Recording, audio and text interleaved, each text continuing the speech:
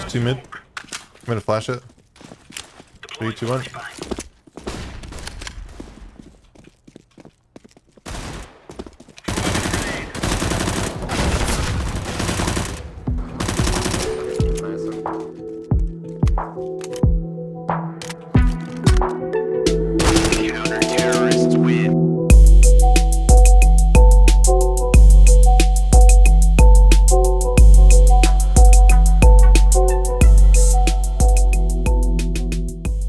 Hey guys, Menismyforte here, bringing you my full review of the glorious Odin Model O. If you checked out my first impressions video of the mouse, then you know what to expect with some of these features. But to recap, let's look at the size, shape, and weight of the mouse. Because I touched on it in my first video, I won't be going over the difference between glossy and matte coatings. But if you are curious about that feature specifically, you can watch my first impressions video. I'll link it in the description below. Or you can watch one of the many other reviews that are coming out today. I'm sure they'll be just as helpful. So with that said guys, let's get into it. The Model O is 120 millimeters long and 37.5 millimeters tall at the highest point of the hump, which is centered towards the middle of the mouse. From the top down, the mouse is 61 millimeters in the front and 66 in the back, with a grip width measuring 59 millimeters in the center. If you're familiar with the Zowie FK1, this mouse's measurements are about 1 millimeter smaller in almost every aspect except for the hump. It's a subtle difference, but it's definitely noticeable when you handle them side by side. It's a lightweight mouse weighing in at 67 grams for the matte coatings and 68 for the glossy, which is a huge step down from the 90 that the FK1 weighs. The honeycomb design on the shell helps take a little bit of that weight off, which is always nice, and also lets the RGB light shine through pretty nicely, especially on the white copies of the mice. The sensor is one that a lot of people are already familiar with, the Pixart PMW3360. This sensor is famously used on the Zowie EC and S series mice and the Final Mouse Air 58 and has no issues with spinning or tracking or anything like that. The Mouse 1 and Mouse 2 buttons have Omron switches under them and they're very snappy clicks.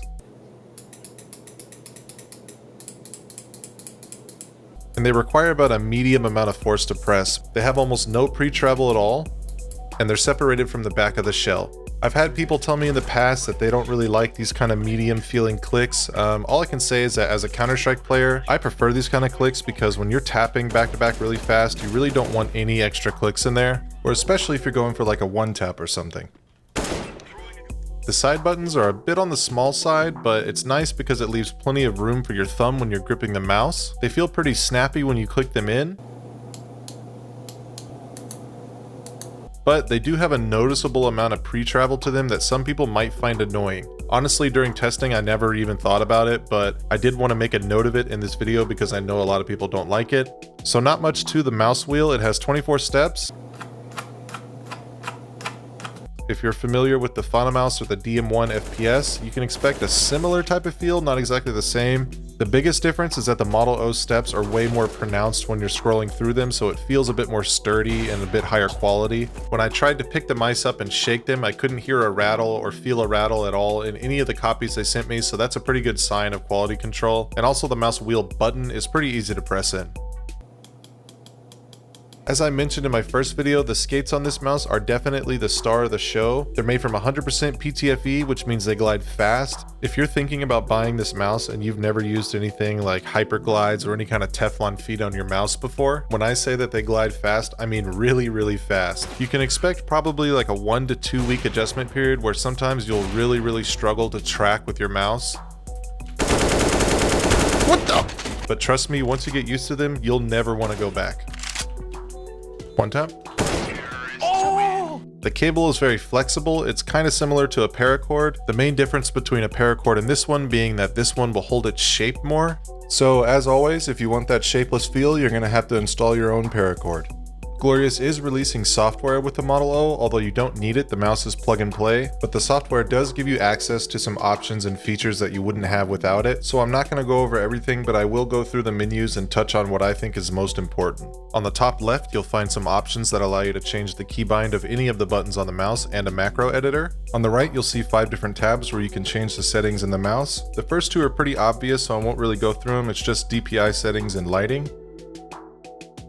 In the mouse parameter tab, you'll see 3 different sliders. The first 3 are actually tied to Windows settings, so I wouldn't mess with them. And just as a side note, if you have improved pointer precision checked under mouse sensitivity, I would definitely suggest turning that off for FPS games. The last slider will adjust the lift-off distance of your mouse. You can adjust it to either 2 or 3 millimeters. I personally found that when I was testing the mouse, I was more comfortable using the 3mm option when I was using a thick mouse pad like the QCK Heavy, or a hard pad like the Glorious Helios, or a glass mouse pad. And for all my other mouse pads, I pretty much stuck with 2. The polling rate tab is pretty self-explanatory. It lets you adjust the polling rate of the mouse. If you don't already know that you prefer a lower number than this, I would go ahead and leave this at 1000. The Debounce time tab lets you adjust the mouse input delay a little bit. I personally would not recommend touching this. I didn't touch this while I was testing the mouse, but if you do want to kind of mess around with this and kind of see what you can get, I will tell you that lowering this value increases the risk that you'll get double clicking in game. So just be careful what you adjust this to. Again, I personally would not recommend adjusting this at all. I would just leave it where it's at and you'll probably be fine. A couple of quick notes on the build quality before I wrap this up. The build quality for this mouse, especially for what it costs, is awesome. During my testing, I couldn't find any rattling when I shook the mice. I couldn't find any ghosting in the buttons. I did find a very tiny amount of flexing and creaking in the back of the mouse when I squeezed it really hard, but that's not something I would ever naturally encounter when I'm just using the mouse, so I don't consider that to be a problem. So final thoughts, I would 100% recommend this mouse to anybody with medium to large hands. If you've used an FK1 in the past and you liked it, you'll like this mouse a lot. It's got pretty much everything that you would want in a mouse designed to play FPS games. Lightweight, good clicks, a top sensor, and the closest thing you're going to get to a paracord. The feet take a little bit of adjusting to, but once you're used to them, you're gonna love them. Also, and most importantly, it's got a really good shape. Plus, the price is low and the build quality is high. My only suggestion in the future for Glorious would be to make a shorter version of this mouse. I think that 128mm long is a bit too long for most people, and I'd like to see this mouse get down to the 124mm range that the FK2 is at. Overall though, they did a really awesome job, and they were easily the easiest and most transparent company that I've worked with so far. If you guys want to help support my channel, I'll leave affiliate links in the comments below to buy the mouse. I try to use all the commission that I earn from this channel to reinvest into the reviews, and I hope you guys got a good idea of whether or not you'd like to check out this mouse. If there was information missing from the review that you would have liked to have seen, please let me know in the comments below and I'll try to include it in future reviews. With that said guys, that's all for now. I'll go ahead and announce now that I actually do have another review coming out on June 11th. So if you're not subbed to the channel and you want to sub and check that out when it gets released, feel free. And for everyone else, I'll see you in the next one.